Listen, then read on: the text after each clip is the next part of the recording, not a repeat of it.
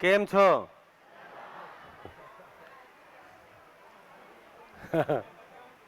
देखिए गुजरात में क्या है, सब मजे में ही है, बस उसकी निरंतरता आ जाए। नहीं तो हमारे तरफ तो बोलते हैं जी कैसे हैं, बस कट रही है। तो पहले कट रही से उनको बाहर निकालेंगे, तब वो बोलेंगे हाँ ठीक है, तब निरंतरता में लाएंगे। यहाँ तो मजे में है पहले से, अब केवल निरंतरता चाहिए। क्यों चंद्रकांत भाई? बढ़िया। शिवांश, शिवांश मजे में, चलो बढ़िया। हाँ जी, बाहर वालों को भी नमस्कार।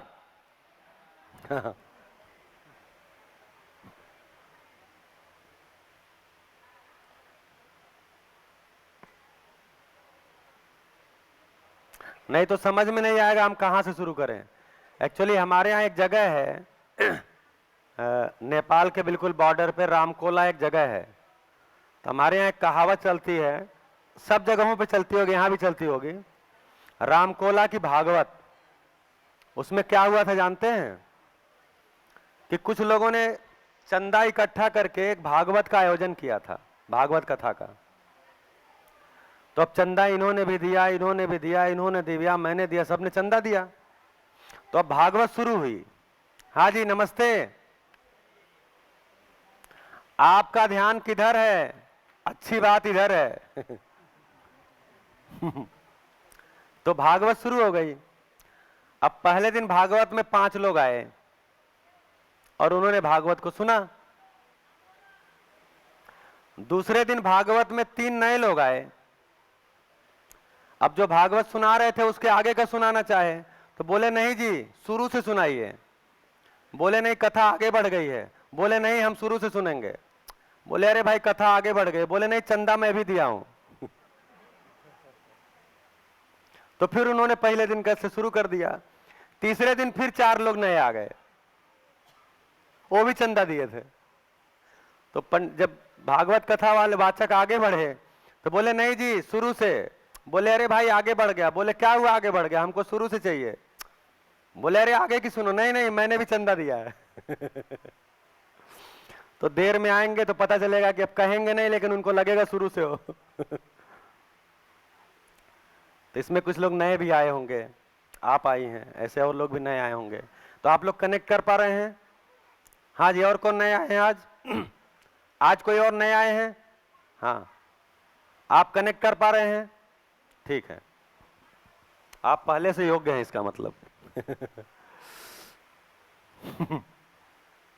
ठीक है, बढ़िया, आगे बढ़े।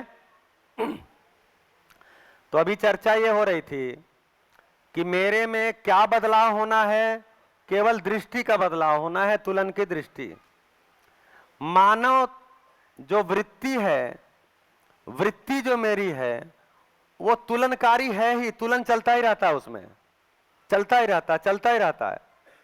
आप इस समय बैठे होंगे तो आप तुलन, अगर न्याय की चर्चा कर रहे हैं तो भी आप तुलन कर रहे होंगे। आपके पास पहले से न्याय की कोई परिभाषा है, यहां कोई परिभाषा आई, आप दोनों का तुलन कर ही रहे होंगे। तुलन के बिना नहीं रह सकते। मन क्या है? तो मन स्वभाव से रसज्ञ है, रस लेता है, रुचियों का, संबंधों का, लक्ष्य का रस लेता है। तो मन स्वभाव से रसज्ञ है, वृत्ति स्वभाव से तुलनवादी है, चलता ही है, उसमें चलेगा ही तुलन। मुझे अब मेरा क्या हुआ है, इस शिविर में, इस सभा में आके मेरा ध्यान गया है, बस। ऐसा नहीं है आज 8 तारीख है ना, तो ऐसा नहीं है कि 8 नवंबर के पहले आप में तुलन नहीं हो रहा था। आप में इस 8 नवंबर के पहले भी तुलन हो रहा था, आपका ध्यान नहीं जाता था। अब क्या होगा, ध्यान जाने लगेगा। मेरे में जो तुलन हो रहा है क्या वो व्यवस्था के अर्थ में है? मानव के साथ जीने में मेरा तुलन न्याय दृष्टि से हो रहा है, शेष प्रकृति के साथ जीने में मेरा तुलन धर्म की दृष्टि से हो रहा है। अगर मेरा तुलन न्याय की दृष्टि से हो रहा है, धर्म की दृष्टि से हो रहा है, तो मेरे विचार में बदलाव आता है, मेरा विचार बदलता है, मेरा सारा विचार व्यवस्था के अर्थ में हो जाता है, इसलिए मेरा आस्वादन बदलता है, मेरा आस्वादन लक्ष्य मूलक हो जाता है। इसीलिए बोले तब हमारा विचार पवित्र होता है। पवित्र का मतलब ही है दृष्टि बदल गई है, न्याय और धर्म की हो गई है, तो मेरा विचार पवित्र हो गया, उससे मेरे अंदर मनोबल आया। मन को बल बोलते हैं। इधर जो लिखेंगे बल है, वृत्ति बल, मनोबल, इधर जो लिखेंगे शक्ति है, इच्छा शक्ति, विचार शक्ति, आशा शक्ति। तो मेरा मनोबल बढ़ता है, अर्थात अब मेरा आस्वादन लक्ष्य मूलक हो जाता है। उसके कारण मेरे जो निर्णय होते हैं, मेरा जो कार्य व्यवहार होता है वो बदल जाता है, उसमें क्वालिटेटिव चेंज आ जाता है। फिर लोग बोलते ही हैं क्या बात है, कितना बढ़िया जी रहे हो। तब असली मजा आएगा, तब मजा मा बोलिए। अभी तो दुखी है तो भी बोल रहे हैं मजा मा। केम छो, मजा मा। मजे मा, मजा मा कि मजे मा? मजा मा। तो मजा मा बोलने के भी कई तरीके हैं। मजा मा, मजा मा, मजा मा। तो ऐसा होने से मेरा विश्वास बढ़ता है। सबसे बड़ा मेरे में परिवर्तन क्या आता है? आप जब जब लक्ष्य के अर्थ में जिए होंगे आपका विश्वास बढ़ता है। आप जब जब रुचि मूलक जिए होंगे, जब जब आप प्रिय हित लाभ में पड़े हैं, तब तब आपका विश्वास ही घटा है, आप भय में आए हैं। दूसरा पता नहीं क्या कहेगा, पता नहीं दूसरा क्या कहेगा, वो दुखी ना हो जाए, पुलिस में पकड़ के ले जाए, जेल न चले जाए, पेनाल्टी न लग जाए। ये सब क्या है कि मैं व्यवस्था के अर्थ में न्याय धर्म दृष्टि से जी ही नहीं रहा हूं, मैं विचार ही नहीं न्याय धर्म दृष्टि से कर रहा हूं। इसलिए मेरे अंदर एक अभाव होता है, उस अभाव को भय बोलते हैं। भय भाव नहीं है, भय अभाव है। जबकि मैं भाव पूर्वक जीना चाहता हूं, अभाव पूर्वक नहीं जीना चाहता। तो जब मेरी तुलन दृष्टि में न्याय नहीं होता, मेरी तुलन दृष्टि में धर्म नहीं होता, तो मैं एक अभाव में रहता हूं। उस अभाव को भय बोलते हैं, उस अभाव को असुरक्षा बोलते हैं। तो मैं असुरक्षा के साथ होता हूं, तो मैं सुरक्षा के बहुत सारे बंदोबस्त करता हूं। तो जैसे जैसे मानव में विश्वास आएगा, तो एक मानव में आएगा, दूसरे मानव में आएगा, तीसरे मानव में आएगा। एक मानव विश्वास पूर्वक जीता है, दूसरा मानव विश्वास पूर्वक जीता है, फिर दोनों मानव आपस में भी विश्वास पूर्वक जीते हैं। ऐसे विश्वास पूर्वक जीने वाली मानवीय परंपरा इस धरती पे आती है, तो सबसे पहले तो इतना लोहे की जरूरत ही नहीं पड़ेगी। सबसे ज्यादा लोहा हम सुरक्षा में खर्च कर रहे हैं, भय से बचने के लिए। तो जो बोल रहे थे ना आशीष भाई कि लोहा हम खोदते हैं तो पानी उस जगह जाता है, इसलिए पानी का स्तर नीचे जा रहा है, तो इतना जरूरत ही नहीं पड़ेगी खोदने की।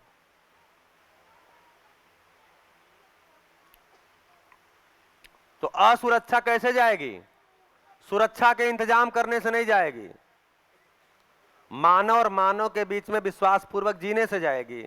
और मानव और मानव के बीच में विश्वास तब होगा जब एक मानव विश्वास पूर्वक जिएगा, दूसरा भी मानव विश्वास पूर्वक जिएगा, सभी दोनों मानव एक दूसरे में विश्वास को पहचानने की कोशिश कर पाएंगे।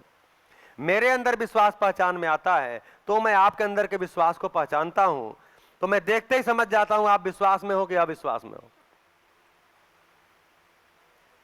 आप में जितना विश्वास बढ़ेगा, विश्वास को पहचानने लगेंगे, सामने वाले को देखते ही आप जान जाएंगे ये कहां से बोल रहा है, विश्वास पूर्वक या अविश्वास पूर्वक। तब आप विश्वास को पहचानते हैं, फिर विश्वास पूर्वक जीना शुरू करते हैं। ऐसा कब होगा? जब मेरी दृष्टि बदलेगी तुलन की, प्रिय हित लाभ न्याय धर्म सत्य में समा जाएगा। अभी सत्य की चर्चा कल करेंगे, अभी आज नहीं करेंगे। हाँ, एक पूरा चैप्टर है तो इसको अभी छोड़ेंगे। छोड़ने का मतलब ये नहीं है कि आप उसके अधूरेपन के साथ रहिए, हम उसको कल करेंगे। सत्य क्या है? जैसे अभी हमने कुछ सत्य को पहचाना है कि अभी हमने अपने बारे में क्या सत्य को पहचाना है? मैं केवल शरीर नहीं हूं, मैं जीवन हूं, शरीर को चलाता हूं। जीवन और शरीर का सह अस्तित्व है। इसका मतलब सह अस्तित्व ही सत्य है। ना अकेला शरीर सत्य है, ना अकेला जीवन सत्य है। अभी मेरे लिए, मतलब मैं एक मानव के लिए देखेंगे तो मानव का शरीर और मानव का जीवन दोनों सह अस्तित्व में हैं, तो मानव एक सत्य के रूप में दिखेगा। ऐसे ही धीरे धीरे सत्य को एक्सप्लोर करेंगे कि परम सत्य क्या है, अंतिम सत्य क्या है, वो जो बोल रहे थे वहां तक जाएंगे, उसको कल एक्सप्लोर करेंगे। ठीक है, तो अभी दृष्टि हमारी जब न्याय धर्म सत्य की होती है तो होता क्या है, तो मेरे अंदर एक क्रिया और एक्टिवेट होती है जिसको बोलते हैं साक्षात्कार। और ये जो इसके लिए बल काम करता है उसको बोलते हैं चित्त, चित्त बल।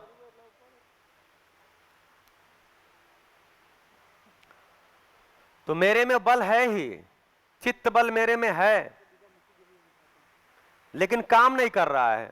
क्यों नहीं कर रहा है? क्योंकि हमारा ध्यान ही नहीं है। हमारा ध्यान कहाँ है? हमारा ध्यान प्रिय हित लाभ पे है, हमारा ध्यान आहार निद्रा भय प्रजनन पे है, हमारा ध्यान इंद्रिय मूलक आस्वादन पे है, हमारा ध्यान रूप धन बल से सम्मान पाने पर है, हमारा ध्यान सुविधाओं से सुख मिल जाएगा ऐसा हमारा ध्यान लगा हुआ है। नहीं जी मिल ही जाएगा, आज नहीं मिला कल मिल जाएगा, और जुटा ले मिल जाएगा, और जुटा ले मिल जाएगा, और इकट्ठा कर ले मिल जाएगा। एक फ्लैट से सुख मिल जाएगा, 2 फ्लैट से मिल जाएगा, 3 फ्लैट से मिल जाएगा, चौथे फ्लैट का नंबर आते ही हम ही फ्लैट हो जाएंगे सुख मिला नहीं, हम फ्लैट हो गए। तो क्यों नहीं ध्यान जा रहा है? क्योंकि हम अपनी ऊर्जा को दूसरी दिशा में लगाए हैं। तो क्या क्या सूत्र निकलता है?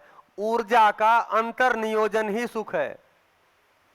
अभी हम ऊर्जा का बहिर्गमन कर रहे हैं, सब चीजें बाहर ढूंढ रहे हैं। तो ऊर्जा का अंतर्नियोजन हम अभी हम 3-4 दिन से क्या कर रहे हैं? ऊर्जा का अंतर्नियोजन कर रहे हैं, और कुछ नया हमने नहीं किया है।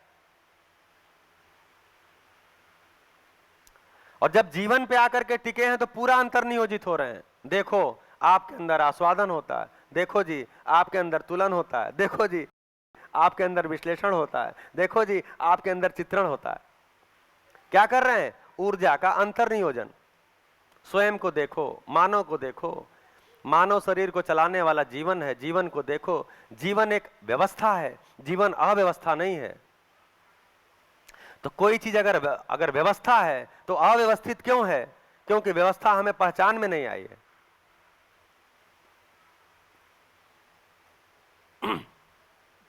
तो जैसे ही न्याय समझ में आता है, मेरी दृष्टि न्याय की होती है, मेरे में एक क्रिया शुरू होती है जिसको बोलते हैं साक्षात्कार। अब मेरे में साक्षात्कार शुरू होता है। क्या साक्षात्कार होता है? मेरे चित्रण में बहुत सारी चीजें हैं। तो साक्षात्कार एक फिल्टर का काम करता है। चित्रण को जांचते हैं। अब जो जांचना लिखा था ना वहां, अब शुरू होता है। चित्रण को जांचते हैं, क्या चीजें भ्रम है और क्या चीजें ठीक हैं, सही हैं, क्या न्याय है, क्या धर्म है। जो मेरे चित्रण में मान्यता में बहुत सारी चीजें बैठी हुई हैं, उसकी जांच पड़ताल करते हैं। तो जो न्याय होता है, जो धर्म होता है, उसका बोध होता है हमको, यानी हमें स्वीकृत होता है, स्वीकार होता है। अब हमें न्याय स्वीकार होता है, अब हमें बोध स्वीकार, अब हमें धर्म स्वीकार होता है। तो जो भी चीजें मेरी चित्रण में है, जब मेरी दृष्टि न्याय धर्म की हो जाती है तो इसमें से निरंतर चीजें स्वीकार होने लगती हैं। तो बोध को क्या बोला? स्वीकृति स्वीकृतियों का स्टॉक हाउस।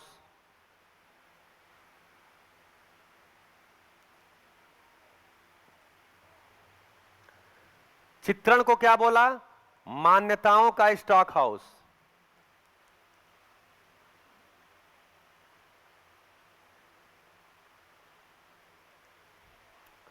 स्टॉक हाउस समझ रहे हैं ना? जहां स्टोर है सब चीज। तो चित्रण में क्या है, मैंने बहुत देखिए, पहले तो आप मानते ही हैं, मैं भी जब 4 दिन से बोल रहा हूं तो मेरी बात को भी पहले आप मानते ही हैं। वहां हमने लिखा है मानना नहीं है, लेकिन आप पहले मानते ही हैं, फिर जांचते हैं। अगर मान के छोड़ दिया है, जब यहां कहा जा रहा मानना नहीं है, इसका मतलब क्या है, मान के छोड़ना नहीं है, जानना है। अगर मान के छोड़ दिया तो मान्यता है। सुना, माना, फिर जांच रहे हैं। अब ये जांचना साक्षात्कार है। तो एक उद्घोष बनता है, माने हुए को जान लो और जाने हुए को मान लो। माने हुए को जान लो साक्षात्कार पूर्वक, और जो जान लिया है उसको मान लो। अब आपका स्टॉक हाउस बदल गया। अब आपके पास जो स्टॉक है उसमें आपका विश्वास है, वो आपकी पूंजी है। जो आपने माना था वो आपकी पूंजी नहीं थी, आप खुद ही उसमें भयभीत थे। जैसे कल भूत प्रेत की चर्चा हुआ, क्या है, हमने माना हुआ है। अब हमसे पूछ रहे भूत होता है कि नहीं होता है। जो कह रहे हैं भूत होता है, उनको भी शंका है होता है कि नहीं होता है। जो कह रहे हैं ईश्वर होता है, उनको भी शंका है होता है कि नहीं होता है। बोलते हैं जी ईश्वर से डरो, और कोई डरता, ईश्वर डरने की चीज है भाई। भूत से डरे कि ईश्वर से डरे, किससे डरे? भूत से डरे कि भगवान से डरे? हाँ जी, डरना किससे होता है? किसी से भी नहीं, अरे भूत से होता है। तो मान्यता में जो आया कि भूत से डरो, और उसी मान्यता में आया भगवान से डरो। अब भगवान भी डरने वाली चीज हो गई। तो क्या हो गया, ये मान ही लिया हमने, भगवान को जाना नहीं, ईश्वर को जाना नहीं। यहां सब जानेंगे धीरे धीरे, आप बस ऐसे ही सभा को बनाए रखिए। वो मदारी दिखाने वाले होते हैं ना, तो एक झोला किनारे रख देते हैं। आप लोग देखें मदारी कभी? तो बोलते हैं अभी इसमें से सांप निकालूंगा, उसके बाद अपना मदारी चलाते रहते हैं। फिर बोलते हैं अभी सांप निकालूंगा, फिर चलाते रहते हैं, और मदारी खत्म हो जाती, सांप नहीं निकलता। तो यहां ऐसा नहीं है। यहां जो भी बात कही जाएगी उसको हम बढ़िया से इसी सभा में एक्सप्लोर करेंगे। किसी सच्चाई तक पहुंचने का हमने व्रत लिया है पहले दिन, तो हम 7वें दिन उस सच्चाई को एक्सप्लोर करके खड़े होंगे। और हमें लगता है जिस तरह की सभा है, बहुत सारे लोग 7वें दिन ही विश्वास पूर्वक खड़े होने की स्थिति में आएंगे।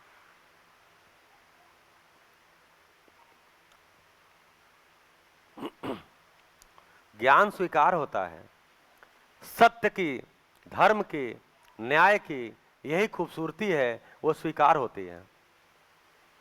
जब जब भी न्याय का प्रस्ताव रखिए स्वीकार होता है, धर्म का प्रस्ताव रखिए स्वीकार होता है, भ्रम का प्रस्ताव रखेंगे स्वीकार नहीं होगा। तो अब तक जो हमने न्याय धर्म के नाम पे प्रस्ताव सुना है वो भ्रम ही सुना है, इसलिए हमको स्वीकार ही नहीं होता। तो जो मेरे अंदर मान्यता है, मान्यताओं का जो मेरे अंदर स्टॉक हाउस है, पहले से चला आ रहा है और एनरिच होता जाता है, वो डेली अपडेट हो रहा है। वो ये मान्यताएं डेली अपडेट हो रही हैं, नई नई मान्यताएं आती जा रही हैं। टीवी के माध्यम से, सीरियल के माध्यम से, समाचार चैनलों के माध्यम से, इंटरनेट के माध्यम से ये अपडेट होती जा रही हैं। अब करना क्या है, इसको जांचना है। जांचने का मतलब क्या है, साक्षात्कार करना है। मेरे अंदर साक्षात्कार शुरू हो जाए, क्या भ्रम है जिसको मैं सत्य माना हूं। सत्य माना हूं का मतलब जिसको मैं सुखी होने के प्रयास के रूप में अपने को लगाया हुआ हूं, क्या उससे सुखी होने की संभावना है? क्या उसमें सुख की निरंतरता होगी? नहीं होगी, तो कोई बात नहीं, नहीं होगी इसका मतलब वो सुविधा है। जिससे सुखी होने की संभावना नहीं है वो वस्तु तो है, वो सुविधा है, उसको सुविधा के रूप में हम उपयोग करेंगे, उससे सुखी होने का प्रयास नहीं करेंगे। फिर किस पे प्रयास करेंगे? तो इसमें देखा जाए क्या निरंतर चीजें हैं। विश्वास है, सम्मान है, कृतज्ञता है, प्रेम है, गौरव है, ममता है, वात्सल्य है। ये सब चीजें क्या हैं? ये निरंतर वाली चीजें हैं। ये हमको स्वीकार होती हैं और इसी को स्वीकृति को बोध बोलते हैं। स्वीकार हो जाना यही है, यही है और यही है, मुझे पता चल गया, ये बोध है।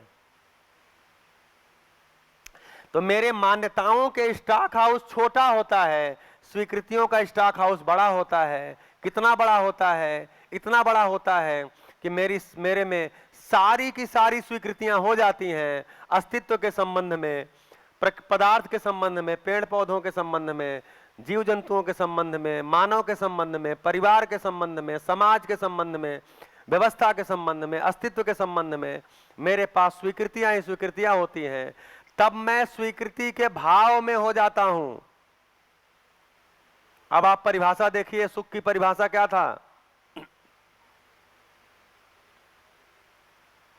सुख की परिभाषा क्या थी? स्वीकृति के भाव में जीना ही सुख है। बिना बोध के स्वीकृति के भाव में नहीं आ सकते। ऐसा होता है तो मैं स्वीकृति के भाव में होता हूं।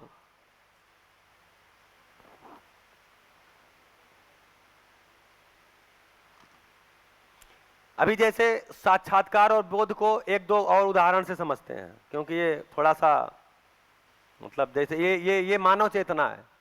अब इसके ऊपर मानव चेतना आ रही, उसके नीचे जीव चेतना थी तो अभी जीव चेतना में ही आपको इतना होश दिलाना पड़ रहा था, अब तो मानव चेतना शुरू हो गई है। तो थोड़ा एक दो एग्जाम्पल लेते हैं। जैसे मैंने सूत्र बोला क्या बोला? पवित्र विचार ही मनोबल है, एक सूत्र है। तो इसमें कितने शब्द आए? एक है पवित्र, दूसरा है विचार, तीसरा है मनोबल। तो हम पवित्र को समझते हैं, फिर विचार को समझते हैं, फिर मनोबल को समझते हैं। जब इसको अलग अलग समझ रहे हैं तो यह साक्षात्कार है। जब पूरे सूत्र को एक साथ देखते हैं तो पूरा कनेक्ट है, सब बोध हो गया। तो कनेक्शन बोध है। अलग अलग चीजों को देखना साक्षात्कार है, कनेक्ट करके देख पाना बोध है। इसीलिए बोले बोध व्यवस्था का होता है। इसका और एक एग्जाम्पल,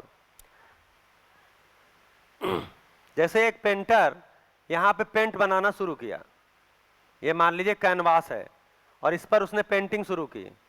तो पहले उसने एक घर बनाया, मतलब जैसे ही वो ढांचा कुछ खींचा ऐसे ऐसे करके किया, ठीक है, तो आपको लगा है घर बना रहा है, तो आप क्या बोलेंगे?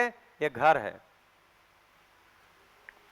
उसके बाद उसने यहां एक गाय बांध दिया, अच्छा घर के साथ गाय भी है। फिर उसने एक पेड़ लगा दिया, उसके नीचे कुछ घास पत्ते बना दिया और बगल से एक नदी बना दिया। तो आपको लग रहा है ये गांव का कोई घर है, गांव का कोई घर है जिसमें गाय और बकरी भी है, रखे हुए हैं। तब तक उसने क्या किया? ऊपर पहाड़ बना दिया। अब आपको क्या लग रहा है? ये कोई पहाड़ी गांव है।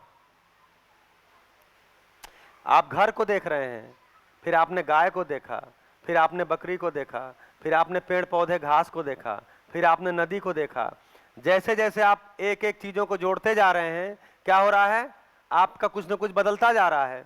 जैसे ही देखे पहाड़ का गांव है, तब तक उसने बीच में एक सूरज बना दिया, उगता हुआ, बिल्कुल लाल कलर का। अब आप क्या बोलेंगे?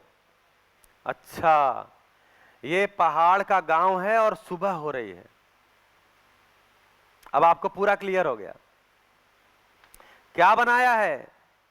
पहाड़ का गांव है और सुबह हो रही है। अब आपको पूरा कनेक्ट हो गया। इसको बोध बोलते हैं। एक एक को समझना साक्षात्कार है। इसीलिए बोला एक एक को समझते हैं, यानी फिल्टर लगाते हैं, समझते हैं, स्वीकारते हैं, लगाते हैं, समझते हैं, स्वीकारते हैं, समझते हैं, स्वीकारते हैं, समझते हैं, स्वीकारते हैं।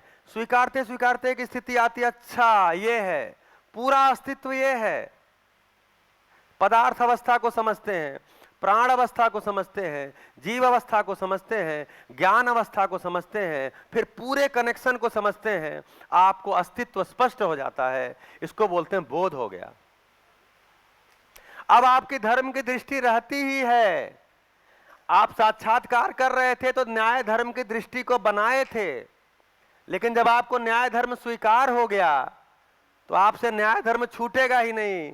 आपकी दृष्टि में अब न्याय धर्म सहज हो जाएगा, क्योंकि आपको व्यवस्था की समझ हो गई है, अस्तित्व की समझ हो गई है। आपने एक एक को कनेक्शन को देख लिया है।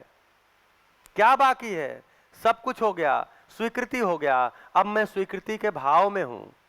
मैंने सारे कनेक्शन को देख लिया तो मेरे में समाधान ही समाधान है। मेरे पास सारे क्या क्यों कैसे का उत्तर है। मैं समाधान में हूं, मैं स्वीकृति के भाव में हूं, अर्थात मैं सुखी हूं, अर्थात मैं निरंतर सुखी हूं। कुछ पहुंचा? कुछ पहुंचा? आपको कुछ पहुंचा?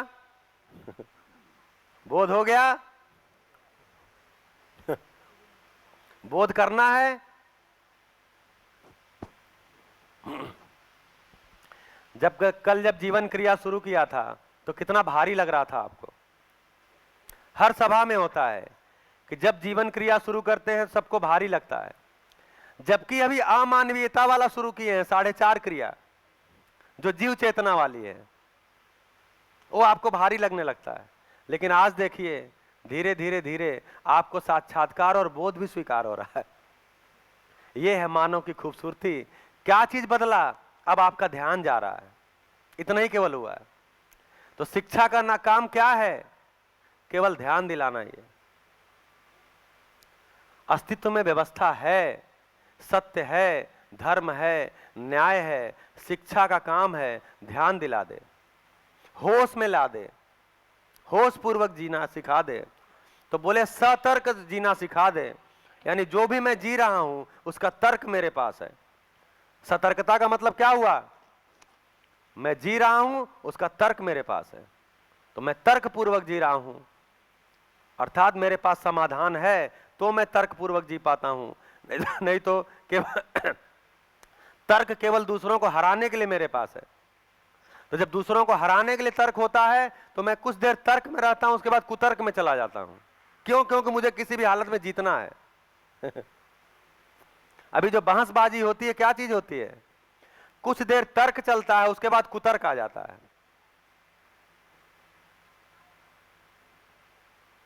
तो कभी भी आप कुतर्क करेंगे तो तर्कवान तो हार ही जाएगा। तो कुतर्की को कौन हरा सकता है? कुतर्की ही हरा सकता है। तो एक्चुअली जीतने हारने का गेम ही नहीं है, ये समझने जीने का गेम है। हमने सारे गेम को जीतने हारने का गेम बना दिया। खेल को क्या बनाया? जीतने हारने का खेल बना दिया। भारत में बांग्लादेश में मैच हुआ, बांग्लादेश जीत गया तो हम दुखी हो गए, भारत जीत गया तो हम सुखी हो गए। वो खेल था। क्या था? खेल था। खेल का क्या प्रयोजन है? शरीर को स्वस्थ बनाए रखने के लिए और थोड़ा सरस बनाने के लिए जिंदगी को। क्योंकि अभी रस है नहीं तो सरस उसी से हो रहे हैं। अब उसके पीछे बहुत बड़ा बाजार चल रहा है, वो हमको नहीं दिखता। एक छोटी सी कंपनी जो एक छोटी सी चीज बनाती होगी, वो एक क्रिकेट प्रतियोगिता का आयोजन करा देती है। कितना बड़ा खर्चा है वो, तो उससे मार्केटिंग होती है। और हम यहाँ रो रहे होते हैं, हार गया, वो हार गया, भारत हार गया। तो उनको हारने जीतने से मतलब नहीं है, उनके घर तो आ गया जो आना था पैसा। देखिए, खिलाड़ियों का कोई नुकसान नहीं होता, उनके यहाँ पैसा आ जाता है। विज्ञापन कंपनियों का कोई नुकसान नहीं होता, उनके पास पैसा आ जाता है। हम क्या है? हम अपने अपने घरों में बैठ के रोते हैं, कहीं पे टीवी तोड़ते हैं, कहीं पे आत्महत्या भी कर लेते हैं लोग क्रिकेट में हारने पे। बहुत से लोगों को देखते देखते हार्ट अटैक हो जाता है। क्या चीज था? खेल था। खेल का मतलब ही खेल है। हमने क्या है? जिंदगी को जीत हार में लाके खड़ा कर दिया। तो जिंदगी जीतने हारने का मामला ही नहीं है, जिंदगी समझने जीने का मामला है।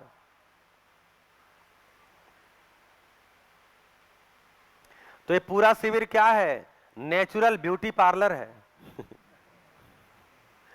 आप देखिए, अपना ही चेहरा जाके शीशे में देखिएगा। पहले दिन में बताया नहीं था, ध्यान नहीं आया।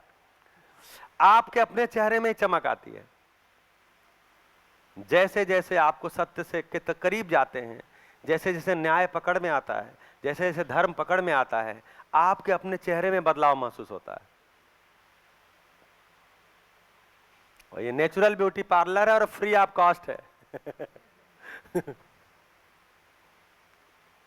मतलब ज्ञान का कोई पैसा नहीं है। खर्चा जो लगेगा किसका? खाने पीने रहने और व्यवस्था का लगेगा। तो ज्ञान अमूल्य है। बढ़िया बढ़िया। तो अभी पूरा नहीं हुआ है। आपका ध्यान जा रहा है? नहीं हुआ। कल से जितनी बात कर रहे हैं उस पर ध्यान जा रहा है? क्या बात कर रहे हैं? तो मानो, देखिए बार बार बात को रिपीट क्यों करते हैं? क्योंकि आप कब बेहोशी में आ जाएं पता नहीं। हाँ, आपकी मौज है ना। आप पहले से किसी मौज में हैं, तो आप अपनी मौज में हैं, तो कब बेहोशी में आ जाए पता नहीं। इसलिए ध्यान दिलाना पड़ता है। मैं जीवन हूं, शरीर को चलाता हूं, समाधान मेरी प्यास है, समाधान से सुखी होता हूं। मेरे पास उत्तर नहीं है, यही मेरा दुख है, यही मेरी पीड़ा है। मेरा दुख होता है, मेरे पास उत्तर नहीं होता है तो मैं गुस्से में आता हूं, आवेश में आता हूं। जब मेरे पास समाधान नहीं होता तो मैं आवेश में आता हूं। तो गुस्सा भी एक प्रकार का आवेश है। क्रोध की परिभाषा क्या है? आपसे नहीं पूछ रहे हैं। क्रोध की परिभाषा क्या है? कोई बताइए।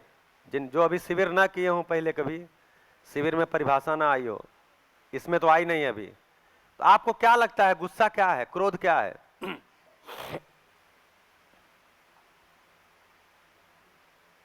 अच्छा, आप लोगों को गुस्सा नहीं आता? कभी आता है तो बताइए क्या है?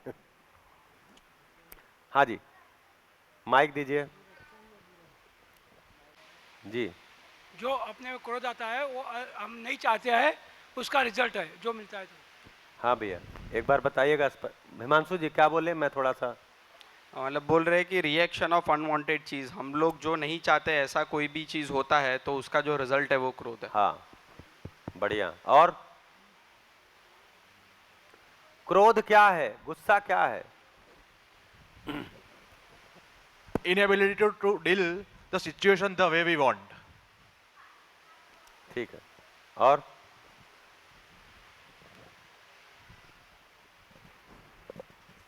मानव के खुद के अहंकार का अस्वीकार। और अपराध को उचित ठहराना। अपने को उचित ठहराना, अपराध को उचित ठहराना। हाँ। हाँ, जो ठहराता है उसके प्रति हमें गुस्सा आता है कि हम ही ठहरा के हम ही गुस्से में आते हैं? भाव है। हाँ जी। क्रोध एक भाव है। क्रोध भाव है कि अभाव है? अभाव है। क्या चीज का अभाव है? जो नापसंद होता है वही। जी। तो अभी हम बहुत सारे नेगेटिव चीजों को भाव बता के रखे हैं। एंगर भी एक भाव है, भाव नहीं है, अभाव है। हाँ जी। और कोई? गुस्सा। हाँ, पीछे भैया, हिमांशु भैया पीछे। हाँ, स्वीकृति का अस्वीकार एक क्रोध है। हाँ, अस्वीकृति। जो स्थिति हमें स्वीकार नहीं होती वही मेरे में आवेश आता है, उसी को गुस्सा बोलते हैं। बढ़िया। अब इसको हम करेंगे तो ऐसा ही आएगा। लगभग हम ऐसा ही करते हैं। बहुत सारे लोग बोलते हैं मैं कुछ चाहता हूं और वो नहीं होता है, यही मेरे अंदर का, इसी को क्रोध बोलते हैं। तो जैसे मैं कुछ चाहता था और वो नहीं हुआ, इसका मतलब क्या है? जैसे मान लीजिए मैं आपको समझाना चाह रहा हूं। क्या समझाना चाह रहा हूं? कि मानव शरीर और जीवन का संयुक्त साकार रूप है, और आप नहीं समझ रहे हैं। मैं फिर बता रहा हूं कि मानव जीवन और शरीर का संयुक्त साकार रूप है, आप नहीं समझ रहे हैं। मैं कह रहा हूं है, आप नहीं समझ रहे हैं। मैं कह रहा हूं है, देखो है, आप नहीं समझ रहे हैं, तो क्या होगा?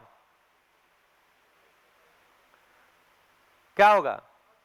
गुस्सा आएगा थोड़ी देर बाद। तो गुस्सा आया, उसके लिए कारण कौन था? हाँ जी। अस्वीकार। नहीं, जैसे मैं मान लीजिए शिवांश को मैं समझा रहा हूं कि मानव जीवन और शरीर का संयुक्त साकार रूप है, ये बोलते नहीं है। फिर हम बोलते हैं नहीं जी, ध्यान दो, मनुष्य जो है वो जीवन और शरीर का संयुक्त साकार रूप है, ये बोलते नहीं है। हमने कहा है, बोलते नहीं है। हमने कहा भाई है जीवन और शरीर का संयोग, ये बोलते नहीं है। तो हम क्या करेंगे? गुस्से में आएंगे, एक आध झापड़ लगा देंगे। तो ये किसके कारण, मतलब गुस्सा का कारण इसमें कौन था? शिवांश थे या मैं था? शिवांश। शिवांश। शिवांश थे।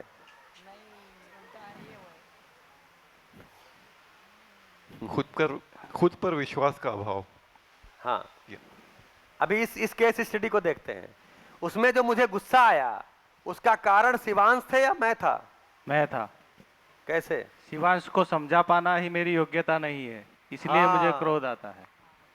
मैं जबरदस्ती मनवा रहा हूं, मानो जीवन और शरीर का संयुक्त साकार रूप है, मानो। ये कहते नहीं है। हमने कहा है, अरे है भाई, किताब में लिखा है, नागराज जी बोल के गए हैं, तुम मानते क्यों नहीं हो? ये कहते नहीं मानते, नहीं है। तो हमको गुस्सा आता। तो एक्चुअली क्या था? मेरी अयोग्यता थी, मेरी अक्षमता थी। मैं बता ही नहीं पाया कि जीवन क्रिया होती है, आप में होती है। देखो कितना कल से मैं धीरे धीरे बता रहा हूं, आप नहीं समझ रहे तब भी बता रहा हूं। तो मेरी अक्षमता का, मेरी अयोग्यता का प्रदर्शन ही क्रोध है। क्रोध के लिए कोई दूसरा जिम्मेदार नहीं है। मेरी कोई अयोग्यता, मेरी अक्षमता ही जिम्मेदार है क्रोध के लिए। मैं अपने को अक्षम पाता हूं, मैं अपने को अयोग्य पाता हूं, और मुझे लगता है दूसरा इसके लिए जिम्मेदार है। जिस पे गुस्सा आया उसको समझाने की, उसको बताने की, उससे कोई प्रस्ताव रखने की जिम्मेदारी मेरी थी। तो मैं प्रस्ताव को ठीक से नहीं रख पाया, मैं ठीक से नहीं समझा पाया, मैं ठीक से अपने आदेश का पालन नहीं करा पाया। मतलब मैं आदेश दिया, अब आदेश दिया उसको स्वीकार ही नहीं है, इसका मतलब कोई आदेश में ही लोचा है। तो कुल मिलाकर के परिभाषा क्या बनेगी? मेरी अक्षमता का, मेरी अयोग्यता का प्रदर्शन ही क्रोध है। तो आप सब क्रोध करना चाहेंगे? हाँ, कौन अपने को अयोग्य बताना चाहेगा?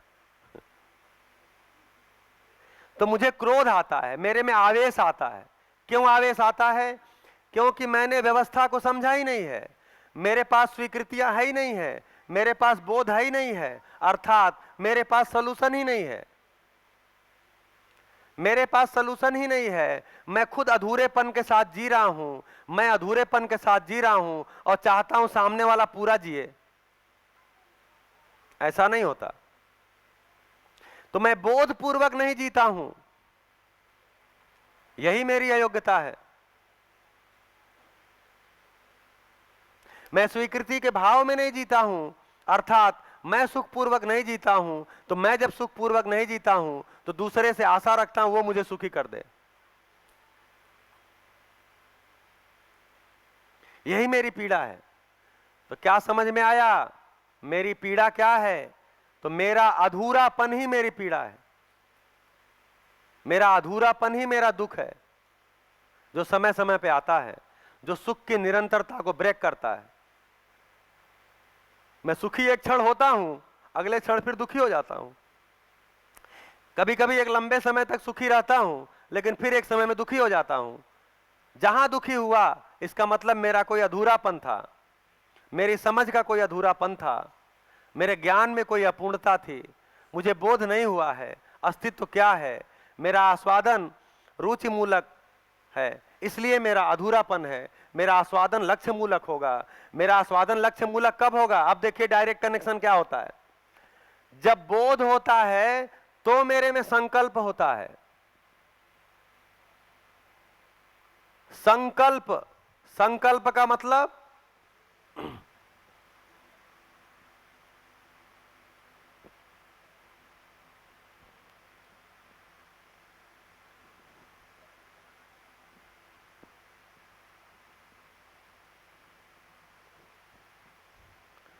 संपूर्णता के अर्थ में कल्पना। मेरे में कल्पना होती ही है। जीवन क्रिया को कहां से शुरू किया था? कल्पना से शुरू किया था। क्यों? क्योंकि मेरे में कल्पना होती ही है। ये कल्पना मेरी संपूर्णता के अर्थ में हो जाए। संपूर्णता क्या है? ये चार अवस्थाएं हैं, इनमें आपस में पूरकता है। धरती इनसे पूर्ण है। ये तीन अवस्थाएं की निश्चित आचरण है, ये पूरकता में है। ये परंपरा है इनकी, मानव की परंपरा नहीं है। इस तरह से समाज है, परिवार है, मानव। यही डमरू है। ये देखिए इसका आकार क्या है डमरू का, यही डमरू बजना है। ये डमरू हमारी जिंदगी में बज नहीं रहा है। तो संपूर्णता के अर्थ में मेरी कल्पना हो जाती है। कैसे? बोधपूर्वक। तो बोधपूर्वक संकल्प होता है। तो मेरी जो कल्पना है अब वो संपूर्णता के अर्थ में हो जाती है, अर्थात मेरी इच्छा, विचार, आशा बदल जाती है। जो मेरी कल्पना थी उसमें गुणात्मक परिवर्तन हो जाता है। अब वो कल्पना संपूर्णता के अर्थ में हो जाती है, पूर्णता के अर्थ में हो जाती है, अर्थात मेरी इच्छा अब सही इच्छा होगी। अब मेरी इच्छा संपूर्णता के अर्थ में होगी। अब मेरा विचार संपूर्णता के अर्थ में होगा। अब मेरी आशा संपूर्णता के अर्थ में होगी। तो मेरा आस्वादन लक्ष्य मूलक होगा। ऐसा मानव मैं होना चाहता हूं और दूसरे को भी चाहता हूं ऐसा ही हो।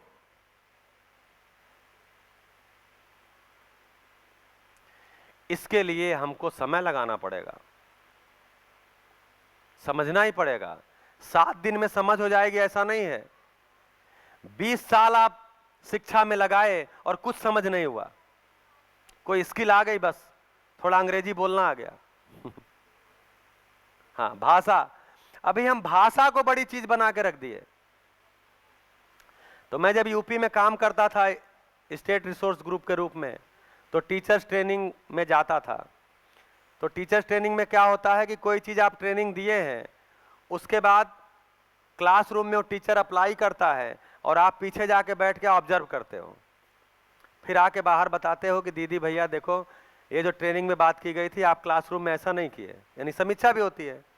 तो मैं एक गोंडा एक जिला है वहाँ पर गया हुआ था और स्कूल टीचर पढ़ा रही थी।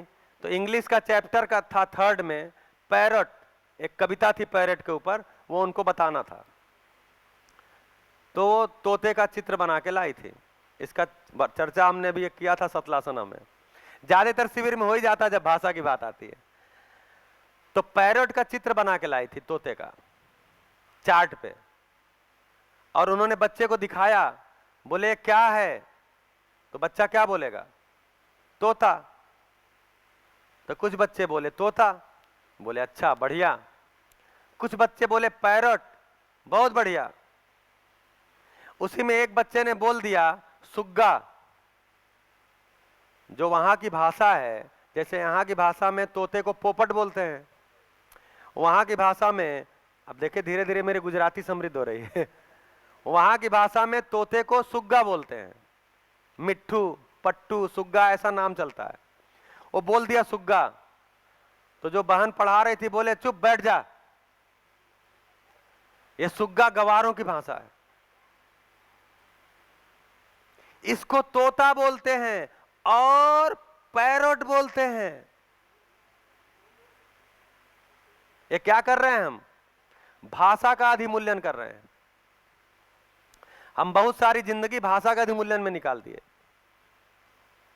कि किसी को अपनी भाषा को लेके ही दुख है, डिप्रेशन है। मुझे अंग्रेजी नहीं आती है, मुझे हिंदी नहीं आती है। महाराष्ट्र में गया था मैं लातूर में शिविर लेने, तो वहां सभा इस बात, चूंकि सरकारी ढंग से वो शिविर था, सरकारी टीचर्स आए थे वहां के, तो सभा में थोड़ी देर बात करने के बाद लोग रजिस्ट हो गए कि आपको बताना है तो मराठी में बताइए, नहीं तो हम नहीं सुनेंगे। बाइकाट। तो हमने कहा देखिए सरकार ने हमको तो बुलाया है और हमको हिंदी आती है, अब आप जहां कहेंगे वहां मैं अंग्रेजी में बोल दूंगा, इससे ज्यादा तो आती नहीं है। लेकिन 2-3 घंटे बात हो गई थी तो कुछ लोगों को तो कनेक्ट हो गया था, ज्यादा लोगों को कनेक्ट ही हुआ था, लेकिन अंदर का रिएक्शन था। तो भाषा बाद में फिर वो लोग तैयार हो गए, फिर शिविर चला, फिर 8 दिन बाद बोलते हैं बहुत अच्छा कंटेंट था, जैसा कि आप भी 7 दिन बाद बोलने वाले हो।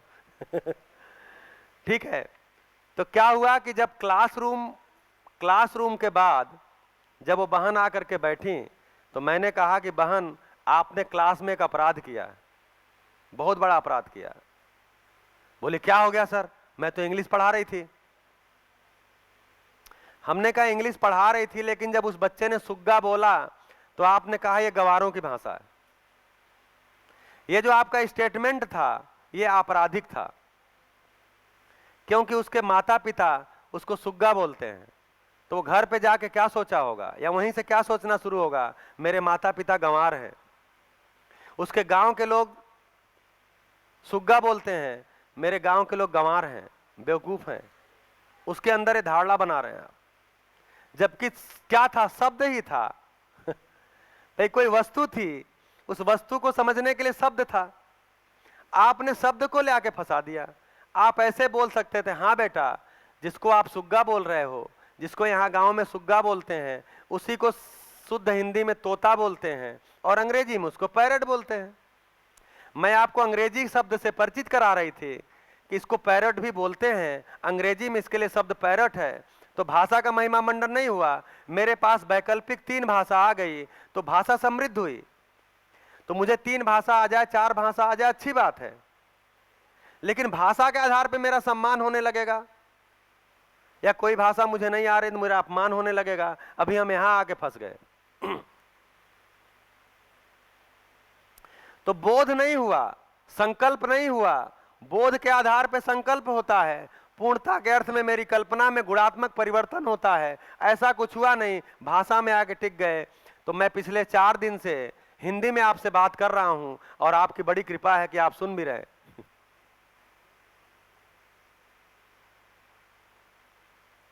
कुछ लोगों को ये हिंदी के शब्द मैं लिखता हूं तो हो सकता है उससे परिचित ना हो, क्योंकि बचपन से ही गुजराती शब्द देखने का अभ्यास है।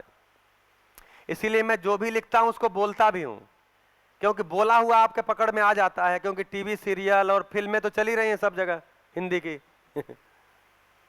हाँ, बच्चा बोला मैं जेठालाल देखता हूं, तो वो तो चल ही रहा है। तो क्या होता है, वो बोलने से आप शब्द तो पकड़ जाते हैं, हमको पता है, लेकिन नहीं भी पकड़ते हैं तो हिमांशु भाई सुबेरे उपकार करते हैं, गुजराती में बोल देते हैं। लेकिन वस्तु पकड़ में आ रही है कि नहीं आ रही है, सही बात पकड़ में आ रही है कि नहीं आ रही है। तो सही बात को पकड़ने में भाषा कभी बाधा नहीं बनती, लेकिन अगर हमारे ध्यान में सही बात है कि हमको सही बात को पकड़ना है तो भाषा बाधा नहीं बनती। मेरे में अगर पहले से ही बैठा हुआ है भाषा को लेकर के कोई अधिमूल्यन अवमूल्यन, तो मुझे सही बात जिंदगी भर पकड़ के नहीं आएगी, मैं भाषा को लेकर पकड़ के बैठा रहूंगा।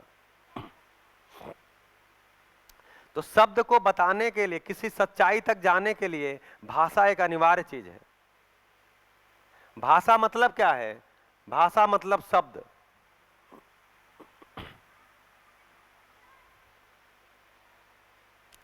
शब्द का क्या होता है, कोई अर्थ होता है, हर शब्द का कोई अर्थ होता है। अगर शब्द का अर्थ नहीं है तो हम बोलते हैं तो निरर्थक है, क्यों बोल रहे हो इसको। अर्थ यानी उसकी कोई उपयोगिता, उसका कोई महत्व, उसकी कोई वैल्यू होती है। तो शब्द की वैल्यू होती है, उसको अर्थ बोलते हैं। अर्थ मतलब मीनिंग नहीं होता, मीनिंग का मतलब ही है महत्व, उपयोगिता, उपादेयता, वैल्यू। अर्थ तक आकर के भी चीज कंप्लीट नहीं होती। इस अर्थ से जुड़ी हुई कोई वस्तु होती है, कोई वास्तविकता होती है। पहुंचना हमको वास्तविकता तक है। हम शब्द खेल रहे हैं, तोता है तो पैरट है, तो सुग्गा है, तो पट्टू है, तो पोपट है, कुछ पकड़ में नहीं आ रहा। जैसे पानी एक शब्द है,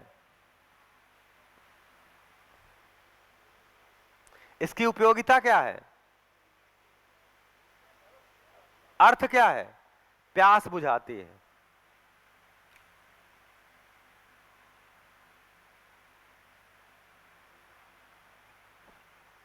आदमी का, जीव जंतुओं का, पेड़ पौधों का प्यास बुझाती है। ये इसका अर्थ है, इसकी उपयोगिता है। अभी हम पानी पानी शब्द खेलते रहे, पानी, वाटर, जल, नीर, ये वो करते रहे, अर्थ गायब हो रहा है इसका। अब तो पानी को देख करके हमको लगता है पता नहीं इसको पिए कि ना पिए, प्यास लगी है फिर भी डर लगता है पीने में। क्यों? पानी पे हमको शंका हो गया पीने लायक है कि नहीं है।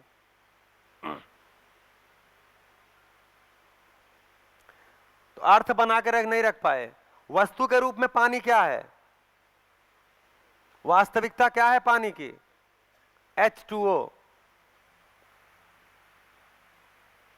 हाइड्रोजन के 2 कण और ऑक्सीजन का 1 कण, 1 एटम, ये एक रेशियो में मिलते हैं, इसको बोल दिया पानी। पानी क्यों बोलते हैं? क्योंकि किसी ने शुरू में इसका नाम पानी रख दिया, इसलिए पानी बोलते हैं। अगर वो नाम ना रखा होता, कुछ और रखा होता, तो आज हम वो बोल रहे होते। भाई दूसरे देश में दूसरी भाषा में इसको वाटर बोल दिया, अब वाटर से उसका चित्रण है। तो शब्द से हमें वस्तु का चित्रण नहीं होता अगर, तो शब्द का कोई मतलब नहीं है। शब्द बोलते ही वस्तु का चित्रण होना चाहिए। अभी ये जीवन क्रिया जब रखा तो आपको क्यों भारी लगा? क्योंकि जितने भी शब्द रख रहे थे उससे किसी वस्तु का चित्रण आपको बन ही नहीं रहा था, इसलिए आप बोले भारी हो रहा है, सर के ऊपर से जा रहा है, सर में दर्द हो जाएगा। लेकिन धीरे धीरे धीरे धीरे उदाहरण ले आके कुछ मटर पनीर लाए, कोई पालक लाए, रसगुल्ला लाए, ये लाए, मतलब कितनी मेहनत की, पूरा किचन ला दिए, यहाँ पूरा होटल ला दिए, पूरी मिठाइयाँ ला के रख दिए, तब जाके आपको चित्रण शुरू हुआ, अच्छा ये आस्वादन होता है। तो धीरे धीरे धीरे धीरे धीरे धीरे करके आस्वादन का एक चित्रण हुआ आपको। क्यों? अब उससे आपको कोई वस्तु दिख रही है, कोई अर्थ दिख रहा है, चयन का कोई चित्रण हुआ, विश्लेषण का कोई चित्रण हुआ, तुलन का कोई चित्रण हुआ, बोध का कोई चित्रण हुआ, संकल्प का कोई चित्रण हो रहा है। तो वस्तु अगर शब्द बोलते ही वस्तु पकड़ में नहीं आई, उसी को नासमझी बोलते हैं। समझ नहीं आपको, केवल शब्द आपके पास है, भाषा आपके पास है, अच्छी भाषा आपके पास है। तो अभी हमने बहुत कुछ अच्छी भाषा से ढक दिया है, अच्छी भाषा बोल बोल के। जैसे इंग्लिश में लिखा, human is the social animal, human is the social animal. Animal means जानवर। इसकी हिंदी क्या होगी? मानव एक सामाजिक, अरे जानवर आप बोले तो प्राणी क्यों बोल रहे हो? मानव एक सामाजिक जानवर है। हाँ जी, हाँ 1 मिनट इसको पूरा कर लें। तो बोलते हैं मानव एक सामाजिक जानवर है। ऐसा नहीं बोला, जब मानव की बात आई तो एक अलग शब्द लेके आए, प्राणी। मानव एक सामाजिक प्राणी है, जानवर कहलाने में ठीक नहीं लग रहा है। तो हम अभी बहुत सारे अच्छे शब्द ले आके अच्छा बनने की कोशिश कर रहे हैं। हाँ जी, वहां माइक दीजिए भैया को। अच्छे शब्द ले आके, अच्छी भाषाएं ले आके हम ढकने की कोशिश कर रहे हैं, जबकि ज्ञान के अर्थ में कुछ भी पास में नहीं है। अर्थात जो भी शब्द है उसका निश्चित वस्तु मेरे पास नहीं है। निश्चित वस्तु, वस्तु की ही निश्चितता होती है। ज्ञान आपको हो गया, जैसे अगर आप वस्तु तक पहुंच गए तो पानी का ज्ञान हो गया, पानी की समझ हो गई। तब आपको पता चला कि कोई धरती पे जब ये बनी होगी तो किसी ब्रह्मांडी किरणों के प्रभाव में हाइड्रोजन के 2 एटम और ऑक्सीजन का 1 एटम मिल गए होंगे और ये पानी बना होगा। तब हमारा ध्यान जाता है कि ब्रह्मांडी किरणें अभी भी हैं कि नहीं है? हैं। तो अगर हम धरती का ताप बढ़ाएंगे तो एक रेडिएशन ही तो है। कॉस्मिक रेज क्या है? रेडिएशन ही है। तो धरती का अगर हम ताप बढ़ाने लगते हैं तो इकाइयों के अंदर से किरण निकलने लगती है, तो कोई ऐसा रेडिएशन होने की संभावना है। वो संभावना यहां तक ले जाएगी कि फिर से हाइड्रोजन ऑक्सीजन अलग हो ही सकते हैं। क्योंकि वस्तु हमको समझ में आ गई है कि हाइड्रोजन और ऑक्सीजन के मिलने से बना है और किसी ब्रह्मांडी किरणों के प्रभाव में ही बना है। और वो ब्रह्मांडी किरणें अगर ऐसे ही टेम्परेचर बढ़ता रहा, ऐसे ही असंतुलन बनता रहा तो कोई न कोई रेडिएशन ऐसा हो सकता है जो उस समय अव्यवस्था में था, जिसके कारण धीरे से व्यवस्था आई, फिर अलग हो ही सकता है। इसलिए हमको धरती के ताप को बना के रखना है, धरती की व्यवस्था को बना के रखना है, तब पानी बना रहेगा। तो अब मेरा पानी का अध्ययन पूरा हुआ, तो इस प्रक्रिया को अध्ययन बोलते हैं। शब्द से वस्तु तक पहुंचना, इसी को अध्ययन बोलते हैं, स्टडी बोलते हैं, अध्ययन बोलते हैं। शब्द से अर्थ, अभी तो हम शब्द से शब्द को ही अध्ययन बोल दिए, अर्थ तक भी नहीं पहुंचे, या शब्द अर्थ को ही अध्ययन बोल दिए, वस्तु गायब है। जैसे विश्वास बोलते हैं, तो विश्वास बोलते हैं तो क्या होता है? कोई चित्रण आप में होता है विश्वास शब्द का, शब्द के अर्थ का? अर्थ का होगा। विश्वास का मतलब क्या हुआ? कि साथ जीना होता है। भाई इतना तो पता ही है ना, साथ जी रहे हैं इसका मतलब विश्वास है। जी बोलते हैं थोड़ा थोड़ा है थोड़ा थोड़ा विश्वास है, तो विश्वास थोड़ा थोड़ा नहीं होता, या तो विश्वास होता है या तो नहीं होता। थोड़ा थोड़ा का मतलब आपको अविश्वास ही है, विश्वास ही नहीं है। विश्वास थोड़ा थोड़ा है, इसका मतलब अविश्वास ही है। तो विश्वास या तो होता है या तो नहीं होता है।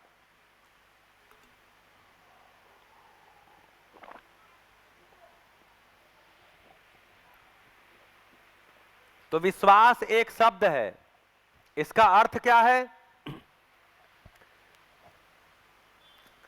कि विश्वास पूर्वक ही दो मानव साथ में जी सकते हैं, यह इसका अर्थ है। वस्तु के रूप में विश्वास को ढूंढने जाएंगे तो क्या है?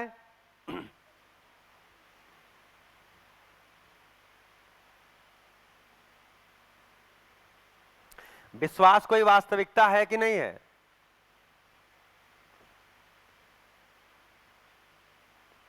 है कि नहीं है? आपको चाहिए कि नहीं चाहिए विश्वास? अगर चाहिए तो इसका मतलब वास्तविकता है। तो क्या है वो वास्तविकता? वस्तु रूप में विश्वास क्या है?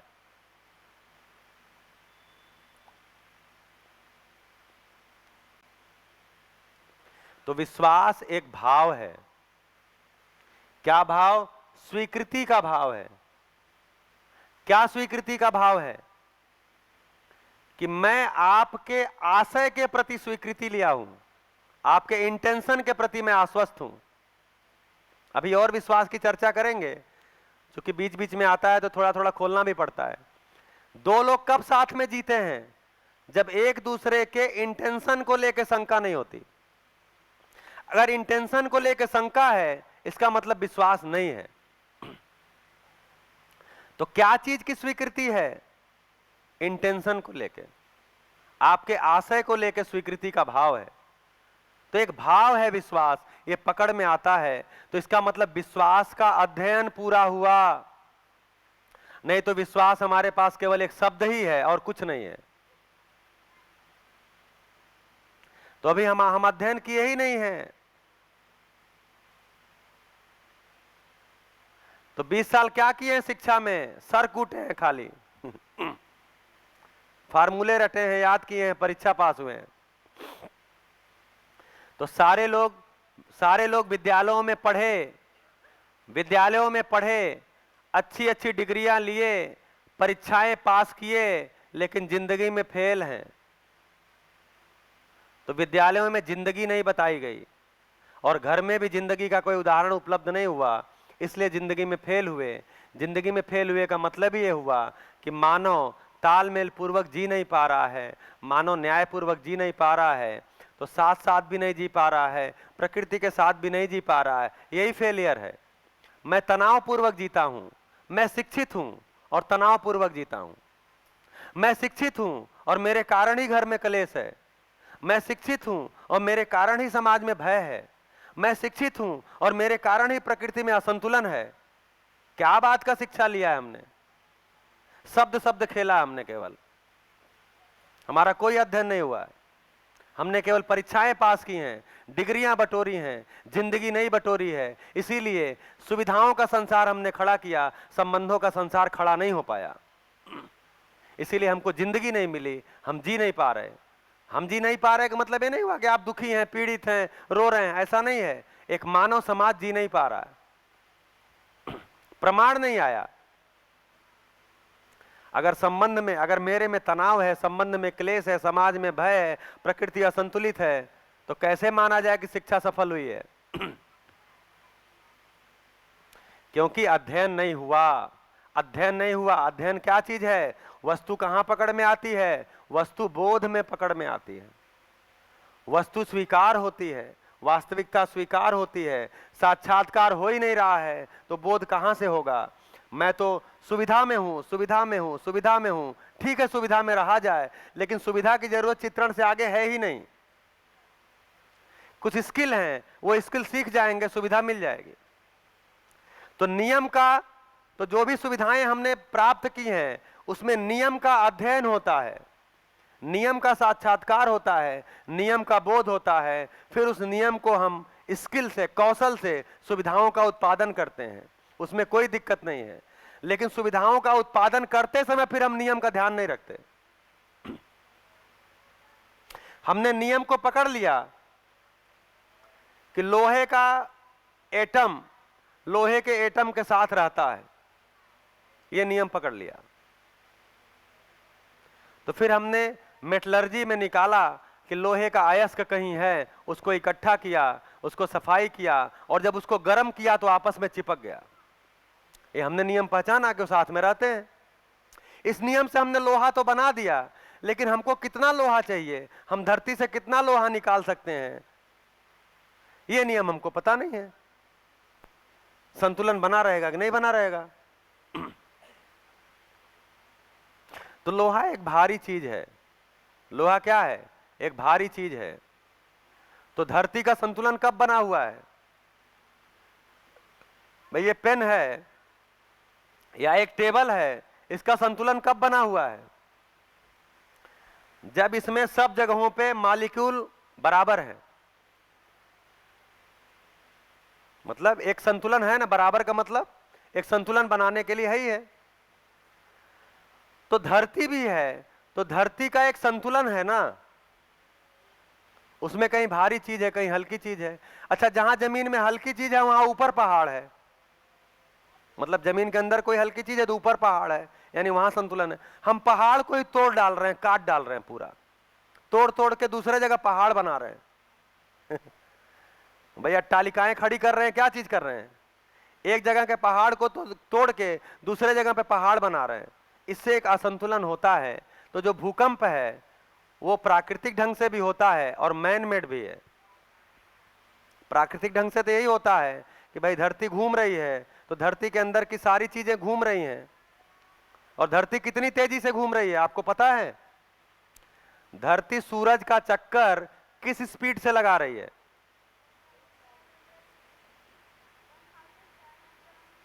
हाँ, ये तो अपनी धुरी पे घूम रही है, लेकिन सूरज का चक्कर कितनी स्पीड से लगा रही है आपको पता है? उतनी तेज तो आज तक हम जहाज नहीं बना पाए। 1,00,000 किलोमीटर पर आवर। तो हम ऐसी जहाज पे बैठे हुए हैं जो जहाज 1,00,000 किलोमीटर पर आवर की स्पीड से लगातार चल ही रही है, रुकी नहीं रही है, और अपनी धुरी पे भी चल रही है। तो धरती घूम रही है, अपने अक्ष पे भी घूम रही है, सूर्य के चारों तरफ भी घूम रही है, तो उसके अंदर की भी चीजें घूम ही रही हैं। भाई हम गिलास को घुमाएंगे तो उसके अंदर का पानी भी घूमेगा, तो उसके अंदर की सारी चीजें घूम रही हैं। उसी घूमने में कभी टकराहट हो जाती है, कुछ प्लेटें टूट जाती हैं, कुछ टकरा जाती हैं, उससे धरती थोड़ी सी हिल जाती है, और क्या होता है? लोग बोलते नहीं जी भूकंप बहुत विनाशकारी आया, लोग मर गए। तो लोग भूकंप से मरे कि अपनी बनाई हुई बिल्डिंगों में दब के मरे?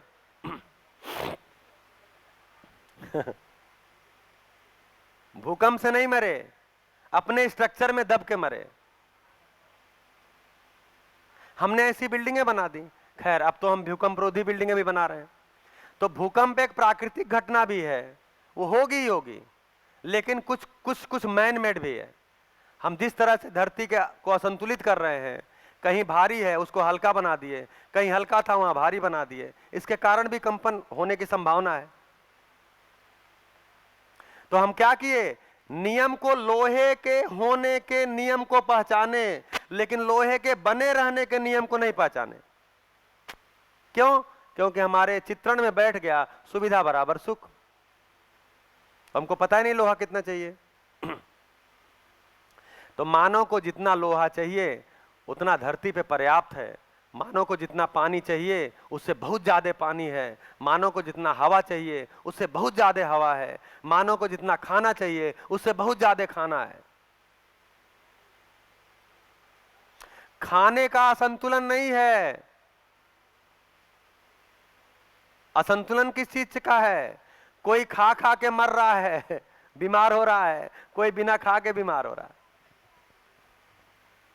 तो खाने का असंतुलन नहीं है, खाना है, माने खाना कम नहीं है, खाना है। खाना मिलने का असंतुलन है, क्योंकि मानव एक दूसरे को पहचाना नहीं तो परिवार विधि से जीता नहीं है। परिवार मतलब अपने किसी पारिवारिक संबंध को, खूनी संबंध को ही परिवार मानता है। मानव ने मानव को परिवार का सदस्य नहीं माना है, इसलिए खाने का संकट है। नहीं तो धरती पे खाना कम नहीं है। तो खाना कम नहीं है, पानी कम नहीं है, लोहा कम नहीं है, हवा कम नहीं है, कोई चीज कम नहीं है, पर्याप्त है। लेकिन हमको लगता है कम न हो जाए, कम न हो जाए, कम न पड़ जाए, कम न पड़ जाए। हम इकट्ठा करते हैं, संग्रह करते हैं। कितना संग्रह करते हैं? शोषण करके भी करते हैं, जुटा के रख लेते हैं। तो ये भय है। तो मेरे अंदर असुरक्षा का भाव है, अर्थात मेरे में एक अभाव है, उसको भय बोलते हैं। तो हम क्या भय में जीते हैं? तो तीन चीजें हैं। हम भूतकाल की पीड़ा, भूतकाल की पीड़ा, भविष्य की चिंता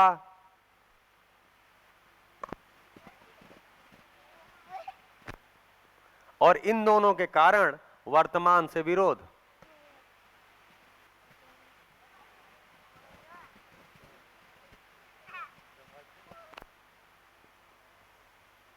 ये मेरे में हर क्षण बना हुआ है। जिस समय भी हम कल्पना में होते हैं, हम किसी भूतकाल की पीड़ा के साथ होते हैं या भविष्य के किसी चिंता के साथ होते हैं, इसके कारण वर्तमान हमें स्वीकार ही नहीं होता। हम वर्तमान में विरोध के साथ होते हैं। अब कैसे जिंदगी होगी जब आदमी ऐसा है कि या तो भूतकाल की पीड़ा के साथ है या तो भविष्य की चिंता के साथ है और वर्तमान उसको स्वीकार ही नहीं होता? कैसे जिएगा? वर्तमान से विरोध बना हुआ है, जबकि अस्तित्व नित्य वर्तमान है।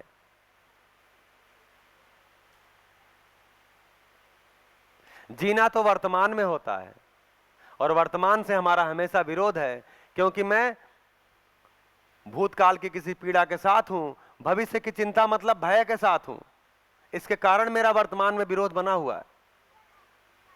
तो जब समझ में आता है अस्तित्व नित्य वर्तमान है, सुविधाओं की कोई कमी नहीं है, मानव की नासमझी से सुविधाओं की कमी हमको दिखती है, एक्चुअल में कमी नहीं है,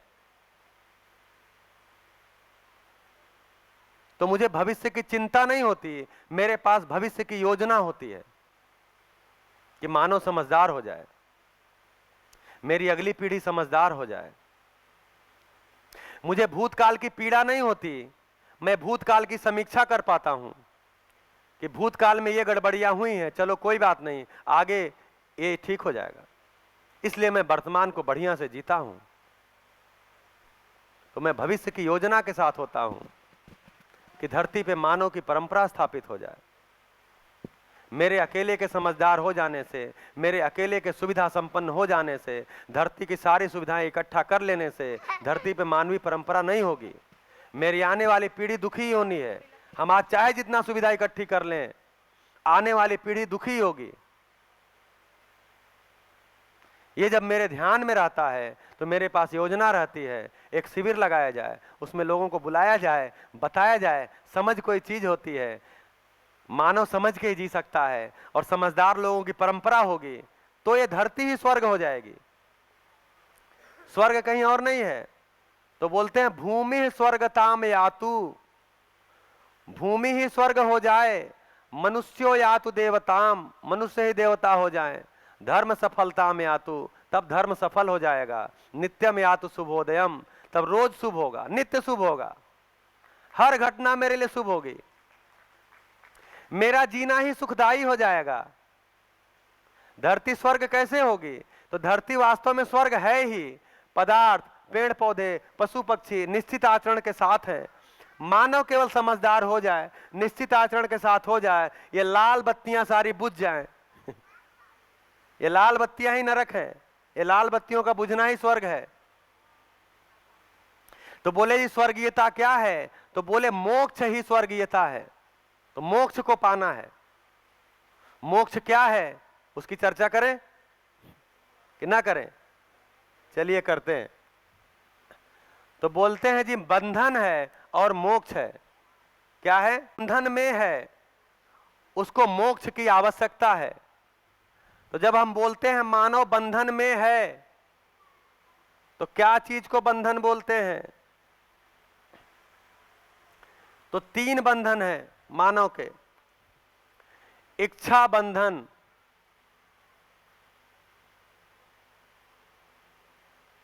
ये पेन डिम पड़ गया है कुछ, थोड़ा काला पेन एक और लाइएगा। इच्छा बंधन, विचार बंधन और आशा बंधन, ये 3 बंधन है हमारे। जब मेरी इच्छा व्यवस्था के अर्थ में नहीं होती, अर्थात न्याय दृष्टि के मतलब मेरी दृष्टि में न्याय नहीं होता और मैंने बहुत सारी चीजें मान के रखी हैं और मैं उसको ही श्रेष्ठ मान लिया हूं। मैंने जो आज तक माना है उसको ही मैंने श्रेष्ठ मान लिया है कि सुविधा ही सुख है, कार वाले ही सुखी होते हैं, बड़ी कार वाले तो और सुखी होते हैं, उससे बड़ी कार वाले और सुखी होते हैं, बड़े घर वाले और सुखी होते हैं, जहाजों में उड़ने वाले सुखी होते हैं, खूब सारा पैसे वाले सुखी होते हैं। जो मुकेश अंबानी के घर में पैदा होंगे वही सुखी होंगे। तो हम अपने जन्म को ही लेके हीन भावना में आ गया। तो उस खानदान वाले सुखी होते हैं, इस जाति वाले सुखी होते हैं, इस देश में रहने वाले सुखी होते हैं। ये सब क्या है? मैंने मान लिया है, मेरी मान्यता में है, अर्थात मेरे चित्रण में है, यही मेरा इच्छा बंधन है। अब वैसा मैं होना चाहता हूं, तो मैंने अपनी इच्छाओं को जो मान लिया है उसी को श्रेष्ठ मान लेता हूं बिना जाने। इसको इच्छा बंधन बोलते हैं। सही का पता नहीं है और हमने अपनी इच्छाओं को श्रेष्ठ मान लिया, यह इच्छा बंधन है। सही का पता नहीं है और मैंने अपने विचारों को श्रेष्ठ मान लिया है। मेरे विचार में है क्या? तुलन दृष्टि प्रिय हित लाभ की है। मुझे जो प्रिय है वही श्रेष्ठ है, मेरे हित के लिए जो है वही श्रेष्ठ है, जो मुझे लाभ दिलाए वही श्रेष्ठ है। इस तुलन के साथ मेरा जो विचार है उससे मैं बंध गया हूं, मैंने उसको श्रेष्ठ मान लिया है, यही विचार बंधन है। ऐसे इच्छा विचार को लेकर के जब मैं जीता हूं तो मेरा आस्वादन रुचि मूलक होता है। मैं संबंध को भी दरकिनार करता, मैं रुचि मूलक आस्वादन के साथ जीता हूं और वैसा ही मैं निर्णय लेता हूं, वैसा ही मेरा कार्य व्यवहार होता है और मैंने उसको श्रेष्ठ मान लिया। विचार बंधन। तो जो मैं विचार करता हूं, जो मैं तर्क लगाता हूं, तो मैं अपने तर्कों को श्रेष्ठ मान लेता हूं। मेरे में कुछ तर्क आ गए हैं और उन तर्क को मैं श्रेष्ठ मान लिया हूं। सही है कि नहीं है वो हमको ही पता नहीं है, लेकिन मैंने मान लिया है वो श्रेष्ठ है, क्योंकि दृष्टि मेरी प्रिय हित लाभ की है। उसके आधार पर मैंने कुछ तर्क बना लिए हैं। जैसे मैं तर्क पूर्वक सिद्ध करूंगा कि पेन है, आप तर्क पूर्वक सिद्ध कर देंगे नहीं ये हवाई जहाज है। कर सकते हैं, आसान है करना। तो आप अपने तर्क के साथ हैं और उन तर्कों को आपने श्रेष्ठ मान लिया। इसी को बोलते हैं विचार बंधन। ऐसे ही मैं अपने आस्वादन, अपने चयन को श्रेष्ठ मान लिया हूं। इसके आधार पे मैंने अपने कार्य व्यवहार को श्रेष्ठ मान लिया है। जी दुनिया में सबसे अच्छा कार्य व्यवहार मेरा ही है और तुमको सीखने की जरूरत है, मैं तो ठीक ही हूं। तो मैं अपने कार्य व्यवहार को, मैं अपने चयन को श्रेष्ठ। 3 बंधन है, इन 3 बंधन से मुक्त होना ही मोक्ष है। ये मोक्ष कैसे मिलेगा? जब मेरी तुलन की दृष्टि बदलेगी, न्याय दृष्टि होगी, धर्म दृष्टि होगी, अर्थात मेरे अंदर साक्षात्कार शुरू हो जाएगा, मेरे में बोध होगा, मेरे अंदर व्यवस्था का बोध होगा, मेरे में न्याय स्थापित होगा, स्थापित है ही है। मैं न्यायपूर्वक जीने लगूंगा, मानव और मानव के बीच संतुलन होगा, मेरे और प्रकृति के बीच में संतुलन होगा।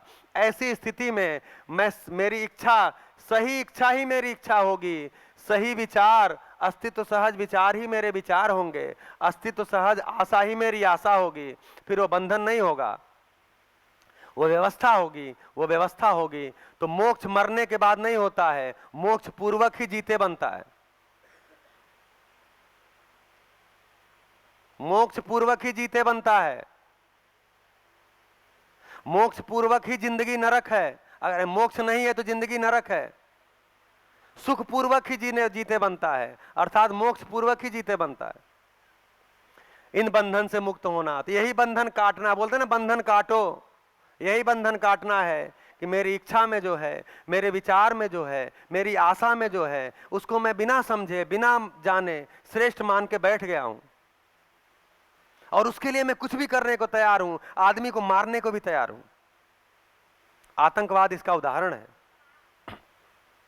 किसी विचार को किसी ने श्रेष्ठ मान लिया है और उस विचार के लिए लोगों का कत्ल भी करने को तैयार है। ये क्या है? ये बंधन ही है।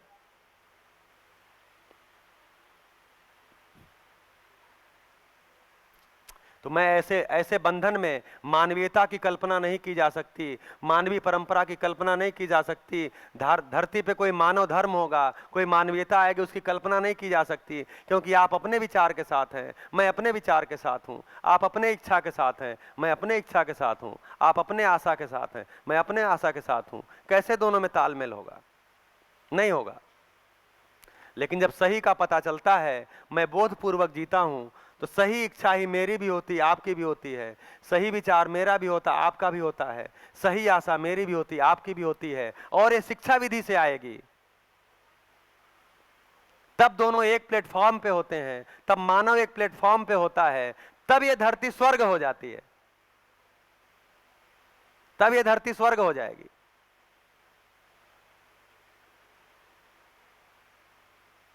और इसके लिए शिक्षा विधि एकमात्र विधि है, और कोई विधि नहीं है। या तो ऐसे शिविर लगाए जाएं। ये शिविर भी क्या है? ये एक रेस्क्यू है, एक बचाव है, इमरजेंसी नीड है।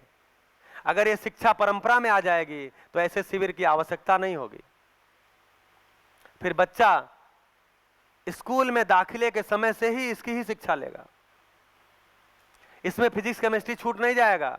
हाँ, नहीं तो ये डर होगा, अरे ये पढ़ेगा तो फिजिक्स कैसे पढ़ेगा, केमिस्ट्री कैसे पढ़ेगा, इंजीनियर कैसे बनेगा, जूलॉजी बॉटनी नहीं पढ़ेगा, डॉक्टर कैसे बनेगा, डर हो जाएगा। तो भैया ये जब शिक्षा लेंगे तो इसको पढ़ेंगे ही। इसको नहीं पढ़ेंगे तो नियम कैसे समझेंगे? नियम नहीं समझेंगे तो तालमेल कैसे होगा? तो जब पदार्थ को समझने जाएंगे तो भूगोल पढ़ेंगे ही, फिजिक्स पढ़ेंगे ही, केमिस्ट्री पढ़ेंगे ही। पेड़ पौधों को समझने जाएंगे कि नहीं जाएंगे? तो बॉटनी पढ़ेंगे ही। जीव जंतुओं को, मानव के शरीर को समझने जाएंगे, जूलॉजी पढ़ेंगे ही पढ़ेंगे। बस इतना ही है। आज तक हमने इसको पढ़ा है लेकिन जी नहीं पाए। इसके साथ ही अगर ऐड हो गया ये वाला ज्ञान, ये वाली समझ ऐड हो गई, और बहुत ज्यादा ऐड होने की आवश्यकता नहीं है। 2 ही काम करना है शिक्षा में। क्योंकि मैं शिक्षा में काम कर रहा हूं, इसलिए राज्य स्तर से लेकर राष्ट्रीय स्तर तक मैं बोलता हूं कि 2 ही प्रस्ताव हैं।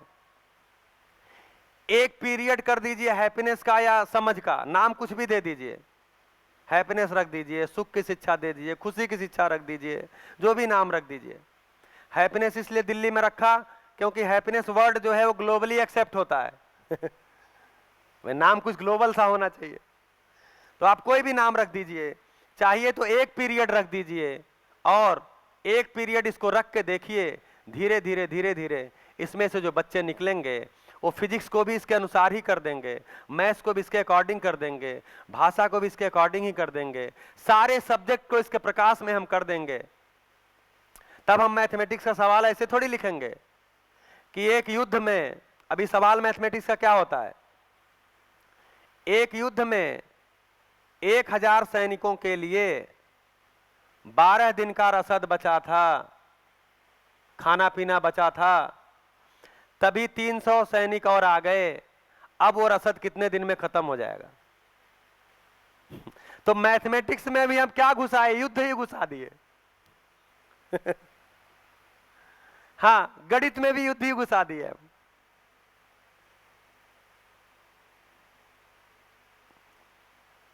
तब सवाल बदल जाएंगे। हमने वर्णमाला बनाई है, मतलब जीवन विद्या ये परिवार पूरा मिलके एक हिंदी की वर्णमाला बनाए हैं। उस पूरी वर्णमाला को संबंध से जोड़ा है। अम्मा वाला अ, हाँ, बच्चा तो अम्मा को देखता है ना, माँ को देखता है बचपन से। हम बोलते हैं उसको अनार वाला अ। अच्छा, अनार वाला अ भी नहीं बताते, क्या बताते हैं, अ से अनार। तो पहले अ कि पहले अनार? बोलो शिवांश, पहले अ कि पहले अनार?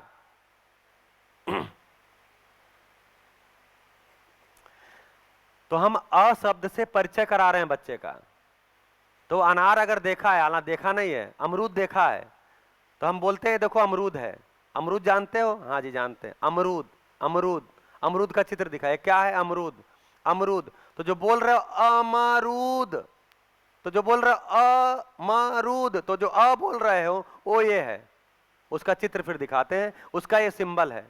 तो एक्चुअली शब्द क्या है, अक्षर क्या है, ध्वनियां हैं वो। ये अ नहीं है, अ एक ध्वनि है, उसका एक फोटो है, चित्र है।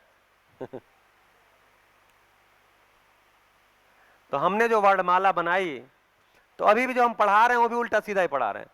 तो अभी जो हमने वर्णमाला बनाई, तो अम्मा वाला अ, आदर, आदर वाला आ, इच्छा वाला ई, ईमानदारी वाला ई, बड़ी,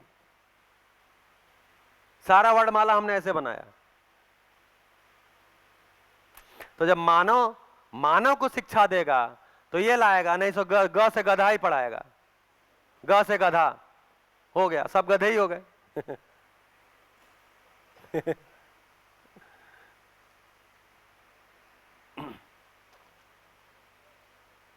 बाद में बदल दिया, गमला ला दिए, ग से गमला। तो ऐसे आप वर्णमाला को बदलेंगे, ऐसे आप गणित को बदलेंगे, गणित में सवालों को बदलेंगे, ऐसे आप फिजिक्स में, जब आप फिजिक्स में एटम पढ़ा रहे होंगे तो उस एटम का धरती पे क्या उपयोगिता है, 4 अवस्थाएं हैं, पदार्थ अवस्था में वो आता है, पदार्थ अवस्था की एक इकाई है, ऐसा पढ़ा रहे होंगे।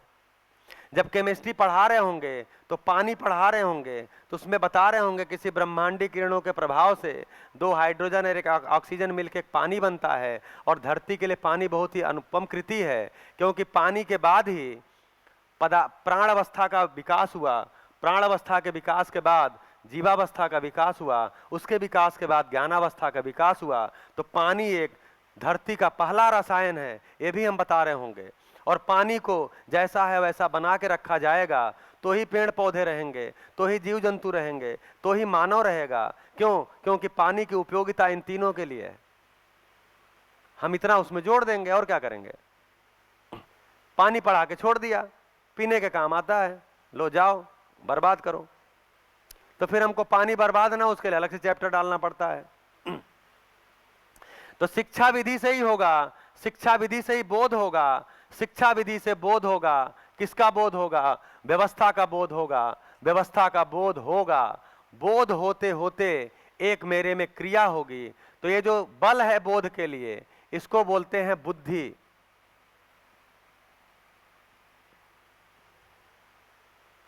बोध का जो बल है उसको बुद्धि बोलते हैं। और जो इसकी शक्ति है, बोध से होगा क्या? तो बोध से, अब ये बंधन हटा दे रहे हैं यहां से, क्योंकि हम बंधन की तो बात कर ही नहीं रहे हैं। हम तो व्यवस्था की बात कर रहे हैं, मान्यता भी हटा देते हैं। तो जब बोध होगा और मेरे में संकल्प आएगा, संकल्प नाम की जो शक्ति है उस शक्ति को बोलते हैं ऋतंभरा। ऋतंभरा का मतलब, ऋत माने क्या होता है? ऋत सत्य, ऋत माने होता है सत्य। तो ऋतंभरा का मतलब क्या हुआ? सत्य से भरा हुआ। क्यों सत्य से भरा हुआ मेरी शक्ति हो गई? क्योंकि मुझे व्यवस्था का बोध हो गया। तो जब मेरे में व्यवस्था का बोध होता है तो बुद्धि बल आती है। बुद्धि बल के कारण ही मेरे में व्यवस्था का बोध हुआ, या व्यवस्था का बोध से मेरे में बुद्धि बल आया, दोनों ही हो सकता है। समझने के अर्थ में बुद्धि बल आता है, जीने के लिए बुद्धि बल के रूप में काम करती है। तो बुद्धि बल आया, व्यवस्था का बोध हुआ, उससे मेरा जो संकल्प हुआ, पूर्णता के अर्थ में मेरी कल्पना हो गई, उससे मेरे जो शक्ति आती है उस शक्ति को ऋतंभरा बोलते हैं। और वो सत्य से भरी हुई शक्ति होती है, उसमें असत्य आता ही नहीं। जब आपको व्यवस्था समझ में आ गई तो कहां असत्य टिकेगा? इसलिए बोला कि मेरे में एक शक्ति होती है, उस शक्ति मेरे में उदय होती है, उसको बोलते हैं ऋतंभरा। तो मैं शक्तिमान हो जाता हूं। क्या हो जाता हूं? तब मैं शक्तिमान हो जाता हूं। और ऐसा करते हुए मेरे में एक क्रिया होती है, उसको बोलते हैं अनुभव।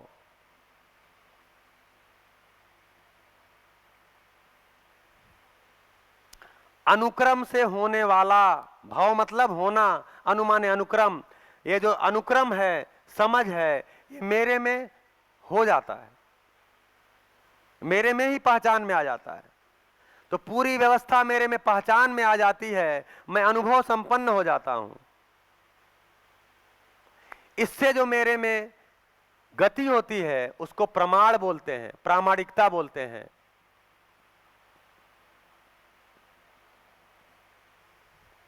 और इससे जो शक्ति होती है उसको बोलते हैं प्रमाण। अब मेरे पास प्रमाण है, मैं प्रमाण की शक्ति के साथ हूं, मुझे कौन हिलाएगा? जिस चीज, जब मैं जी करके प्रमाणित हो गया, मेरे पास सब चीज का प्रमाण है, अब मुझे कोई नहीं हिला सकता, मुझे कोई बहका भी नहीं सकता, मुझे कोई बेवकूफ भी नहीं बना सकता। अब मेरा जीना ही व्यवस्था के अर्थ में हो गया। तो अनुभव होता है, प्रमाण होता है, और जो अनुभव का बल है, इस बल का नाम इस दर्शन में आत्मा रखा है।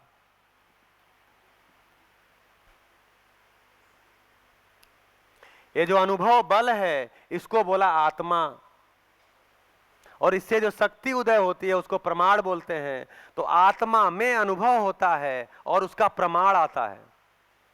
तो मैं समझता हूं, तो समझना आत्मा तक और जीना प्रमाण पूर्वक होता है।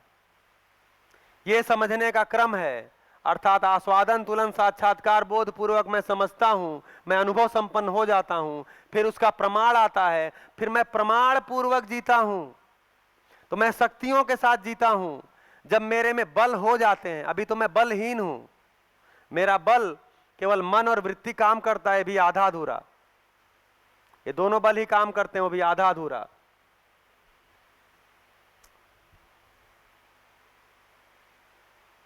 अब कितनी क्रिया हो गई? 10। तो मैं 10 क्रिया संपन्न हूं, मैं जीवन हूं, मैं 10 क्रिया संपन्न हूं। भ्रमवश मैं 4.5 क्रिया में जीता हूं। क्यों? क्योंकि मुझे सूचना ही नहीं हो पाई कि मैं जीवन हूं, 10 क्रिया संपन्न हूं। मैं अपने में अपनी क्रिया को पहचानता नहीं हूं। तो मैं 4.5 क्रिया में ही जीव चेतना में जीता हूं। आहार निद्रा भय प्रजनन को अपना विषय बना के जीता हूं। रूप पद धन बल से सम्मान पाने की कोशिश करता हूं। मुझे लगता है सुविधा में सुख हो जाएगा। सुविधा की आवश्यकता है, शरीर के लिए है। सुविधा की आवश्यकता जीवन की नहीं है, शरीर की है। और मैं तो जीवन की आवश्यकता से तृप्त होता हूं, मैं शरीर की आवश्यकता से तृप्त नहीं होता, क्योंकि वो टाइम टू टाइम चाहिए। शरीर की सारी जरूरतें टाइम टू टाइम चाहिए, सामयिक हैं। तो सामयिक चीज से मैं निरंतर चीज पा नहीं सकता। तो मैं अनुभव संपन्न होकर जीना चाहता हूँ, मैं अनुभव पूर्वक जीना चाहता हूँ, मैं प्रमाण पूर्वक जीना चाहता हूँ। उसके लिए बोध एक अनिवार्य कार्यक्रम है, उसके लिए साक्षात्कार एक क्रिया है, उसके लिए अध्ययन करना पड़ता है। अध्ययन उसके लिए कार्यक्रम है। अध्ययन में क्या होता है? तो अध्ययन में साक्षात्कार और बोध ही होता है, उसी को अध्ययन बोला है। वस्तु तक पहुंचना अध्ययन क्या है? शब्द है, उसका कोई अर्थ है, उस अर्थ से इंगित वस्तु तक पहुंचना, यह अध्ययन है। उसको यहां जीवन क्रिया की भाषा में देखेंगे तो साक्षात्कार बोध ही अध्ययन है। तो मैं अध्ययन पूर्वक अनुभव को पाता हूं, अध्ययन पूर्वक मैं अनुभव संपन्न हो जाता हूं, और मैं फिर प्रमाण पूर्वक जीता हूं। और मजे की बात यह है कि मैं ऐसा चाहता हूं कि मैं प्रमाण पूर्वक जीऊं। मैं जो भी कह रहा हूं, जो भी कर रहा हूं, उसके लिए मैं स्वयं ही प्रमाण हूं। ऐसा मैं जीना चाहता हूं, तब मैं विश्वास पूर्वक जी पाता हूं, तब मैं सम्मान पूर्वक जी पाता हूं, तब मैं प्रेम पूर्वक जी पाता हूं। अन्यथा प्रेम भी सड़क छाप एक शब्द हो गया। और क्या हो गया? तो क्या होगा? झगड़े से प्रेम बढ़ता है। ऐसी ऐसी मान्यताएं ले आ दिए। नहीं जी, झगड़े से प्रेम बढ़ता है। तो जिसके घर जितना ज्यादा झगड़ा होगा, उसके घर उतना ज्यादा प्रेम होगा। तो भारत और पाकिस्तान के बीच में खूब झगड़ा है, इसका मतलब आगे चल के भारत और पाकिस्तान में खूब प्रेम होगा। नियम तो यही कहता है, जो अब तक नियम हम समझते आए हैं कि झगड़े से प्रेम बढ़ता है। तो कुछ नहीं है भैया, झगड़े से केवल झगड़ा बढ़ता है। कहां तक बढ़ता है? युद्ध तक जाता है, अशांति तक जाता है, कोर्ट कचहरी तक जाता है। झगड़े से कोई प्रेम नहीं बढ़ता, समझ से ही प्रेम बढ़ता है। दो नासमझों के बीच में क्या प्रेम बढ़ेगा? तो जब परिवार की बात कर रहे थे कि दो मानव हैं, उनके दो बच्चे हैं, फिर इन दो बच्चों की शादी हो जाती है। तो अभी तो हम बच्चों की ही शादी कर रहे हैं। शादी की योग्यता क्या है? शादी की योग्यता क्या है? उम्र हो गई है, कर दो। नौकरी करने लगा, कर दो। अपने पांव पे खड़ा हो गया, कर दो। ना उसको शादी का मतलब पता है, ना पति पत्नी संबंध क्या होता है पता है, ना पति पत्नी संबंध का कोई अस्तित्व में प्रयोजन का पता है, कुछ भी पता नहीं है, शादी हो गया। तो झगड़ा नहीं करेंगे तो क्या करेंगे? वो देखते हैं माता पिता भी रोज झगड़ा ही करते हैं, तो शादी किए हैं तो हमको भी झगड़ा ही करना है, हो गया। अब उसको जस्टिफाई कर दिए, जी दो बर्तन होते हैं तो लड़ते ही रहते हैं, खटकते ही हैं। तो मैंने तो अपनी 43 साल की उम्र में कभी नहीं देखा कि दो बर्तन आपस में लड़ते हैं, टकराते हैं। मानव ही उनको टकराता है। अपने से नहीं टकराते हो।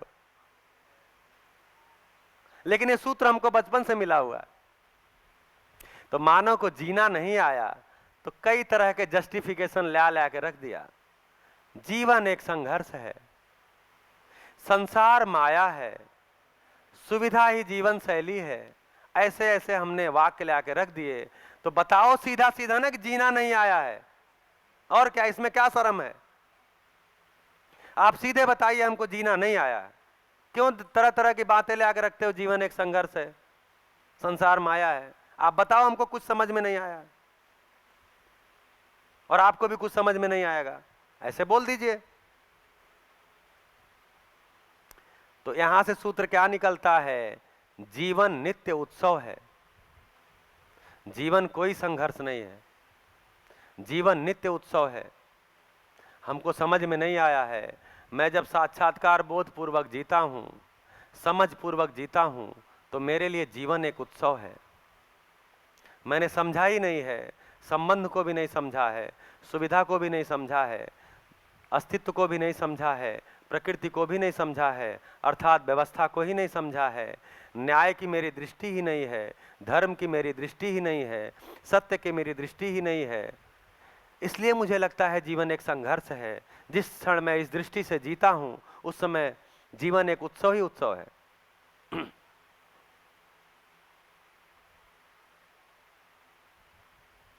हाँ जी भैया। हो गया टाइम? किसका, जीवन का कि शरीर का? और भैया बता रहे हैं शरीर का टाइम हो गया, छोड़ो जीवन से इनको, नहीं तो जीवन के चक्कर में पड़ जाएंगे। खाना बना है उसका क्या होगा?